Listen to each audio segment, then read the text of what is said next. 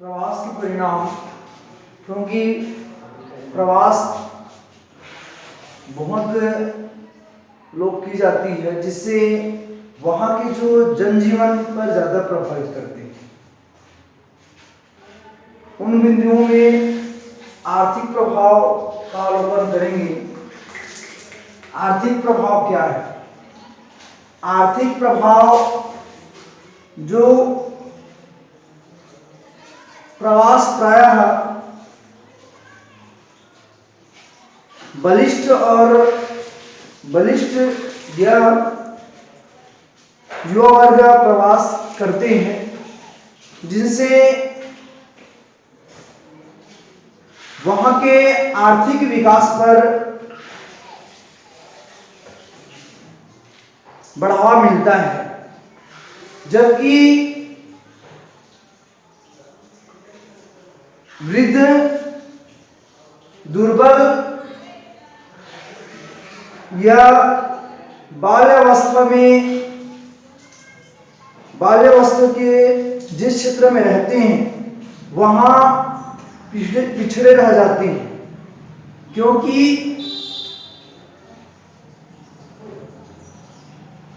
युवावस्था या बलिष्ठ लोग कार्य करने की क्षमता ज्यादा रहता है, जिनसे उन क्षेत्रों का उस देश का विकास बहुत ज्यादा होता है। ये आर्थिक प्रभाव। सामाजिक प्रभाव, जिन क्षेत्र में प्रवास होते हैं वहां अप्रवासी लोग या आवासी लोग जहां पर आकर बस जाते हैं, वहां पर उनका आधिपत्य हो जाता है और वहां के जो निवासी लोगों का जो संस्कृति है, उन संस्कृति को क्या है, आधिपत्य कर लेती है। अपनी संस्कृति को वो आधिपत्य कर लेता है, जिससे वहां की जो सामाजिक जो प्रभाव है, वहां के जो निवासी लोगों का जो संस्कृति है, वो संस्कृति क्या होते हैं, समाप्त होने की स्थिति हो जाता है, जिससे सामाजिक प्रभाव देखने को मिलता है। अगला बिंदु है, तीसरी बिंदु है जनांकी प्रभाव। जनांकी प्रभाव प्रवास के परिणाम में भी जनांकी प्रभाव बहुत ज्यादा प्रभावित करता है। परिणाम बहुत ज्यादा होता है, जिससे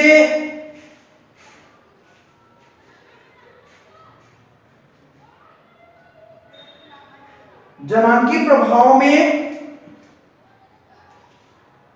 जिस क्षेत्र में प्रवास की जाती है वहां पर युवावस्था या युवा वर्ग या बलिष्ठ लोग, क्योंकि काम का आकर्षण के कारण, क्योंकि शहरों की ओर काम के आकर्षण ज्यादा रहता है, अवसर प्राप्त करने के लिए लोग, युवावस्था के लोग या बलिष्ठ लोग कार्य करने की क्षमता ज्यादा होता है, तो लोग नगरीय क्षेत्र की ओर क्या होते हैं, प्रवास करते हैं।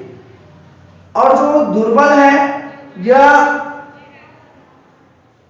बुढ़ावस्था है या बाल्यावस्था है, उन लोग क्या होते हैं, जनांकी प्रभाव देखने को मिलता है, वहां आर्थिक स्थिति डगमगा जाती है। ये जनांकी प्रभाव, जनसंख्या जिसको बोलते हैं। नेक्स्ट है चौथा बिंदु, परिवहन प्रभाव। परिवहन प्रभाव, क्योंकि प्रायः युवा वर्ग ही क्या करते हैं, शहरों की ओर स्थानांतरित होते हैं, प्रवास होते हैं, तो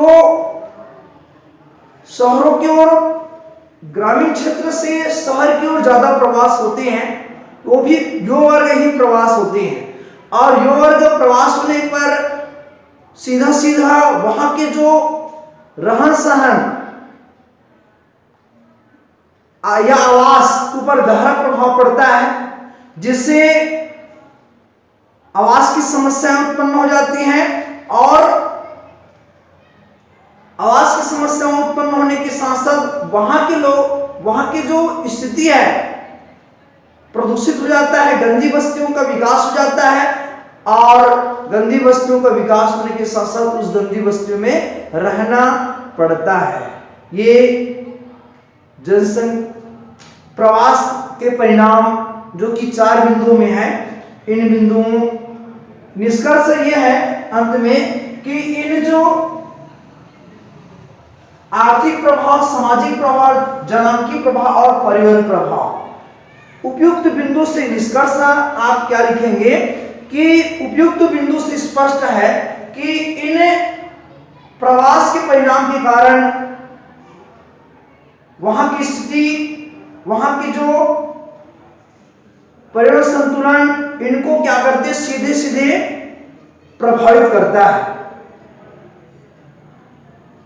तो ये टॉपिक, ये जो बिंदु है, ये बिंदु समाप्त हो गए। उसके बाद हम पढ़ेंगे जनसंख्या। जनसंख्या देखते हैं, इसी के अंतर्गत अगला जो है जनसंख्या।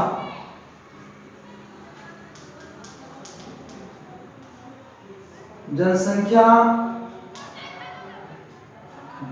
जनसंख्या मतलब स्त्री और पुरुष को ही जनसंख्या कहा जाता है।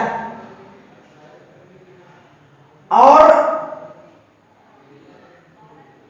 इनमें से जो सामान्य ज्ञान की बातें हैं कि विश्व जनसंख्या दिवस कब मनाया जाता है? 11 जुलाई।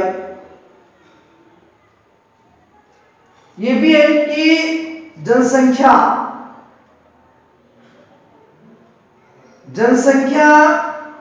क्योंकि हम जो निवास करते हैं भारत देश में, वो कौन सा महाद्वीप के अंतर्गत आता है? एशिया महाद्वीप। जो कि एशिया महाद्वीप के दक्षिण भाग में हम निवास करते हैं, भारत देश के दक्षिण भाग में। और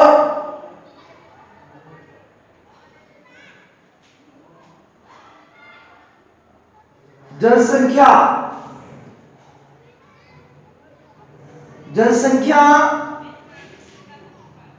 क्योंकि एशिया महाद्वीप में जनसंख्या कहीं कम कहीं ज्यादा है, क्योंकि वहां की बहुत सारे कारण हैं। क्योंकि वहां की भौतिक संरचना, सामाजिक, आर्थिक और सांस्कृतिक जो प्रभाव है, सांस्कृतिक प्रभाव वो भिन्न भिन्न है। और भिन्न भिन्न होने के साथ साथ हम एशिया महाद्वीप में रहते हैं, और विश्व का दूसरा स्थान है जनसंख्या की दृष्टि से, और विश्व में प्रथम स्थान जनसंख्या की दृष्टि से तो चीन है। दूसरा क्रम हमारे भारत देश है, और क्षेत्रफल की दृष्टि से 7वां बड़ा देश है